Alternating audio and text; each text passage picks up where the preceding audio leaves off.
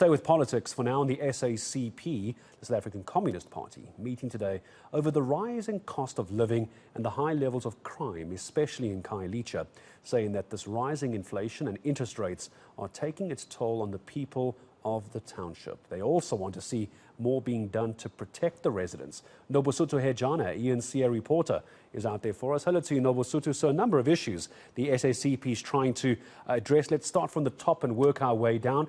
Rising costs. Really, what does the SACP want? There isn't much they can change. Certainly, Gareth. In fact, when we spoke to some residents who were in attendance of the event earlier, they were talking about the fact that, they vote and they want jobs and they want the government to address some of their immediate needs because they are unable to afford due to the rising costs of food and other things. And just to talk to us about, their influence into the government as the Tripartite Alliance Party, I'm joined by the General Secretary for SACP, Mr. Solima Paile. So you've criticized the government, but others are saying that it's constructive. But what is your advice or sort of the concerns that you have regarding the matters that are part of your Red October campaign? The first thing is to appreciate this opportunity and to say thank you very much. We were here to launch our Red October campaign in the Western Cape province, which is focusing on tackling the high crisis of living, tackling inflation and the reasons for that, as well as dealing with the crisis of mental health that is now ravaging our communities, and also dealing with the problems of crime, which is what the Red October campaign this year is focusing on. We're highlighting in each of those what are the solutions. The key drivers for the high cost of living, for instance, and inflation is precisely things like oil, the price of oil, petrol, which is increasing the output cost in industries and so forth. We're just indicating that we can trade with Venezuela at a state-to-state, pay them through the Reserve Bank, and they can deliver us good oil. We can lower down the cost of oil in South Africa. The USA is doing so, but it prohibits us from doing so. So that's one point. There's also another cost in this regard of fertilizers. We are saying there's a country on the continent, Eritrea, which is a friendly country, a revolutionary country. We can trade with it freely, but because it is regarded as a pariah by the West, we are not able to trade with it. So we allow the people to take the pain of the high cost of living precisely because we can't take independent decisions as a government or as a country. And we've also indicated that to tackle this question of poverty and unemployment in our country, we've got enough tools in our arsenal to be utilized. For instance, the Reserve Bank can rephrase its focus on the role of money, monetary policy, because we are the issuer of money through the Reserve Bank. We are not the user of money as a government. So government can fund its own development program, infrastructure, poverty, unemployment, and all of these things. They should be funded through government.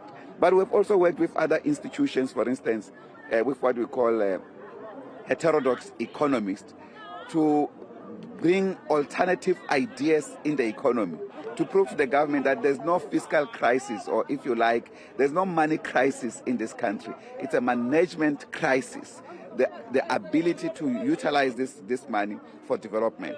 So that's one of the key issues we're raising. Of course, when it comes to mental health, the crisis of poverty and crisis of living by most of our people is leading them to commit suicide. Even young people, men and women across, when they cannot fund and look after their families, they resort to extreme measures, which has created the general crisis of mental problem in South Africa.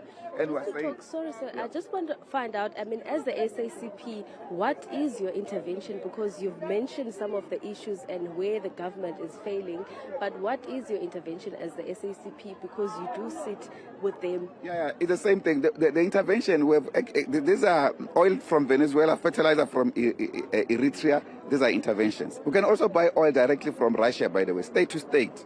So these are interventions.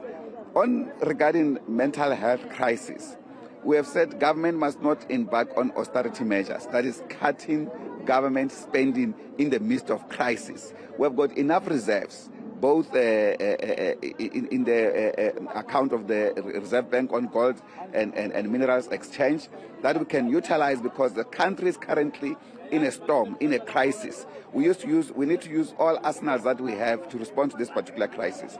Then, of course, on crime, we have also said not only should the community come on board, we need more funding for the police to have capacity to intervene into crisis, hiring of people, investigators on different kinds of crime taking place in our communities and so forth.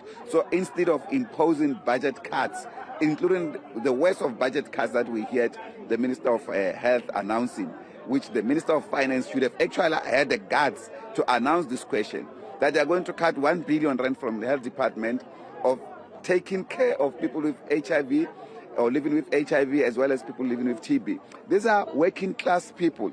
The rich, the middle class, the bourgeoisie, they have got medical aids. They are still going to access those kind of services. Now we are closing the tap on the working people. Actually, we are saying the poor must die because government can't fund them, and we think that's an incorrect approach to policy. Thank you very much. Well, Gareth, that was the General Secretary for SACP, Mr. Solima Paila, also talking, earlier on they did also pledge their support to Palestine, and also saying that, what is happening there is an attack on humanity, and they support the government for taking a stance on that. All right, Nobesuthu, then, thank you very much indeed. There's a lot that the SACP are wanting to get across. So, of course, I'm sure in the coming days we'll unpack how much of that is political and how much of that is what is happening on the ground. As far as keeping those residents of Khayelitsha safe, that often comes down to police, and residents are saying not enough is being done. What really can the SACP change? We'll wait to see.